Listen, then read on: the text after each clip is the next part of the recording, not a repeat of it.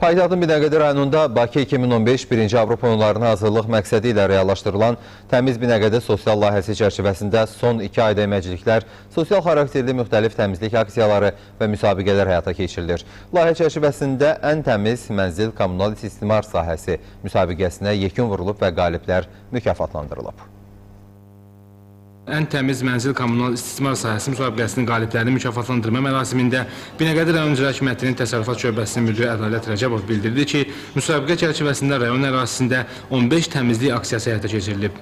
Təmiz Binəqədi layihəsinin davam etdiyi müddət ərzində tutumu 1000 litr olan 975 ədəd məişət tullantıları üçün 29 ünvanda isə məişət tullantılarının çeşidlənməsi üçün xüsusi konteynerlər qoyulub. Evimizi təmiz saxlayaq, Binəqədi evimizdir devzi altında rayonun müxtəlif ərazilərində polietilensiz gün şüarı ilə təmizlik aksiyaları və əməkçiliklər təşkil olunub. Ötən müddət ərzində müsabiqə çərçivəsində 9-cu mikrorayon ərazisində 2 yeni park salınıb.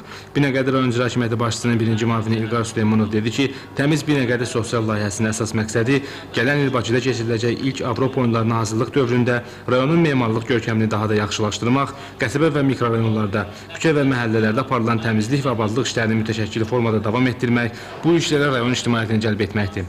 Təmiz Binəqədi sosial layihəsinin icrasında Rayon Mənzil Kommunal Təsərrüfatı Birliyinin yaxından iştirak etdiyini diqqətə çatdıran Natiq, ən təmiz mənzil kommunal istismar sahəsi müsabiqəsinin uğurlu nəticələrindən də danışdı.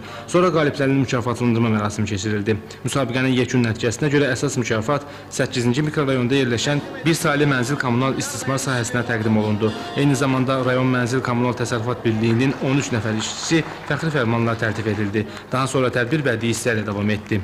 Mənsur Həsənov, Namiq Vəliyev, Tural Məmmədov xəbərlər.